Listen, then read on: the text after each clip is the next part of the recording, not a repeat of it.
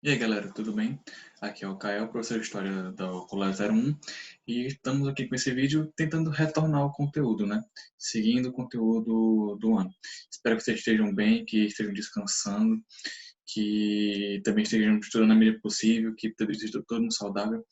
Eu tenho certeza de que a gente vai conseguir esperar isso e logo logo estaremos de volta juntos e que as coisas vão dar certo. Enquanto isso, a gente vai dar prosseguimento ao conteúdo na medida do possível, né? E o primeiro conteúdo que a gente vai continuar vai ser sobre a Revolução Americana, né? Ou a independência das 13 colônias. A gente veio, né, desde o começo do ano estudando sobre Revolução Industrial, revoluções científicas, iluminismo, e agora a gente vai ver isso, vai ver um fator importante para esse processo e ao mesmo tempo um fator que influenciou o processo dessas revoluções e de tudo isso, né? Que é a Revolução Americana. Vamos começar? Deixa eu...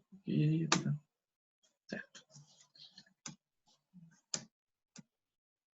Bom, nessa primeira parte da aula, a gente vai falar um pouco sobre é, os processos, né? As causas e fatores, os antecedentes da Revolução Americana. Né? Para começar sobre isso, é sempre bom entender como foi a colonização das 13 colônias, né? Como isso aconteceu, como elas surgiram, né? A Inglaterra, comparada com outros países, né, como Portugal e Espanha na época, ela não possuía tantas colônias pelo mundo, né? Nessa época especificamente. Depois ela vai ter mais na África, na Ásia. Nessa época ela não tinha tantas colônias, certo? E essas colônias, como você está vendo no livro didático, elas tinham uma relativa autonomia política. Por quê? Porque a maior parte das pessoas que moravam nas colônias, eram vinha, vinham nas colônias para povoar, né? Tipo, especificamente para povoar.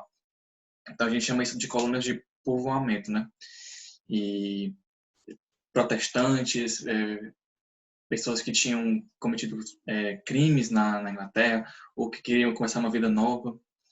E a Inglaterra dava para as colônias uma relativa autonomia política. O que isso quer dizer? Que eles não procuravam intervir muito nos assuntos da colônia. Então, eles deixavam as colônias terem seus próprios governos, fazer impostos, darem suas leis, e em troca, né, é, tipo, em troca eles davam seus produtos, né, vendiam e tudo, e se submetiam à colônia, à metrópole, que era a Inglaterra. É importante destacar que isso acontecia mais, esse processo de autonomia política, isso acontecia mais nas colônias do norte, né? Nova York, Nova Inglaterra, eu sempre burro quando eu falo não. Na Pensilvânia e etc. Nas colônias do sul, Carolina do Norte, na Carolina do Sul, Geórgia, é, o sistema era um pouco diferente, no sentido de que, tipo, pelo clima, pelas condições do território e pelo estilo de agricultura, essas colônias elas tinham um controle maior da Inglaterra, porque elas produziam mais, elas tinham mais riquezas, elas tinham mais rentabilidade, né? Elas produziam mais grana e elas tinham mais controle, então, da Inglaterra. As colônias do norte elas possuíam mais autonomia política porque elas não eram tão valorosas para a Inglaterra, certo? E é isso. Era assim que a colônia funcionava, né? Com as colônias do norte tendo uma autonomia política maior e as do sul tendo uma autonomia política menor. Mas todas elas subordinadas inteiramente à Inglaterra, certo? E era esse sistema. Mas disso para uma revolução, para uma guerra de independência, precisa ter fatores, né? Precisa ter coisas que aconteceram pesadas para quebrar essa relação de dependência, de essa conexão entre a metrópole e a colônia. E o que aconteceu, então? Bom, vocês podem ver aqui no livro que tem alguns fatores, né? Alguns fatores de causas da independência. O primeiro dos fatores, sem dúvida, é a Guerra dos Sete Anos, que foi uma guerra que aconteceu entre a França e a Inglaterra, né? Que começou na Europa e se espalhou pelas suas colônias no redor do mundo e chegou também na América do Norte. O que acontecia? A Inglaterra, ela pediu ajuda dos colonos, né? Dos colonos que estavam na Inglaterra, que estavam nos Estados Unidos, quer dizer, que estavam nas colônias, que iriam aos Estados Unidos, na luta contra a França, que naquela época a França queria territórios do Canadá, certo? do Canadá, que está aqui no norte, que era território francês. Os colonos ajudaram, guerrearam a favor da Inglaterra em várias batalhas, e a Inglaterra acabou vencendo. Só que nesse período a Inglaterra acabou se endividando muito. E essas dívidas pesaram muito para a metrópole. O que a metrópole fez, no caso da Inglaterra, ela começou a aumentar os impostos, tanto dentro quanto fora do seu território, né? Suas colônias e tudo. E isso pegou muito mal entre os colonos na Inglaterra, das colônias da Inglaterra e a metrópole. Como vocês vão ver aqui, nas causas da independência, havia uma influência do iluminismo bastante forte, certo? De ideia de liberdade, de resistência à opressão. Havia também o aumento da opressão colonial inglesa, justamente porque os ingleses aumentaram os impostos, limitaram também o controle dos colonos no seu território, seu comércio, de começar livremente. Porque entendo, antes na época do começo da colonização, os colonos eles tinham uma capacidade de poder vender seus produtos livremente, fazer comércio com o Caribe, fazer comércio até com outros países da Europa, apesar da Inglaterra ser a prioridade, né? E nesse momento de aumento de impostos, aumento de cargas tributárias, aumento de controle, os colonos sentiram como isso sendo um ataque à liberdade deles, né? Um ataque à liberdade de poder fazer o que eles queriam, de poder ser livres, ser independentes. E essa relação foi se deteriorando. E os colonos também, eles conseguiam, com a Guerra de 7 Anos, né, eles tiveram uma independência, eles conseguiram, como eu posso falar? Eles conseguiram ter uma experiência maior bélica, né? Eles tiveram mais confiança para poder saber que, tipo, se eles precisassem guerrear, eles poderiam guerrear de igual para igual com os ingleses, apesar de não terem tantos recursos. E tem uma coisa também que o rei da Inglaterra, né, como você pode ver aqui, essa parada do ato de proclamação, que foi o ato do Jorge III que proibia os colonos de ocupar as terras do Vale do Ohio, conquistadas da França após a Guerra de 7 Anos.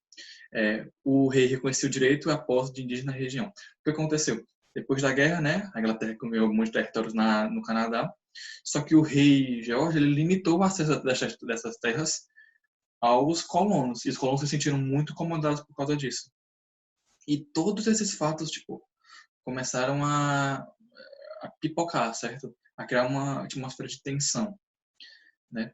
Eu já falei da influência do iluminismo, mas é sempre bom refalar de novo, né? Sobre a cidade de liberdade, a ideia de que o Estado não poderia aumentar o preço sem que você aumentar seus impostos e tal, sem que você tenha uma representação, né? Sem que você possa falar alguma coisa a respeito. Tem até a parada dos protestos, né, de boicotes, que os ingleses, os colonos tinham o pensamento de que sem representação, sem taxação. Por quê? Porque eles sentiam que isso era uma coisa que era forte na Inglaterra, né? E você só poder aumentar impostos se você ter uma voz no parlamento, né? Para você defender seus interesses. E os colonos não tinham essa voz no parlamento, eles não possuíam esse direito de protestar pelos seus direitos, né? Eles eram basicamente uma colônia.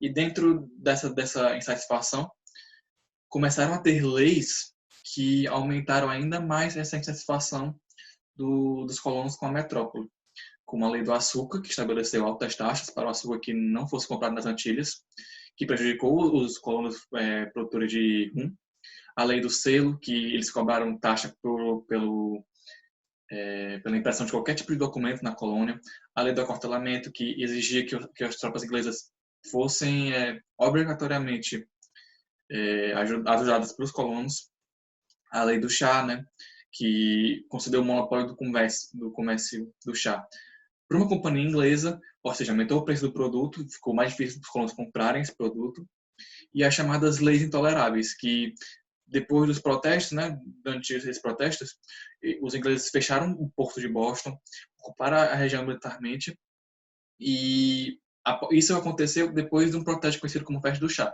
que colonos fantasiados de índios protestaram contra a Inglaterra, destruindo vários estoques de chá, né? Que era, como a gente viu, um mantimento muito importante.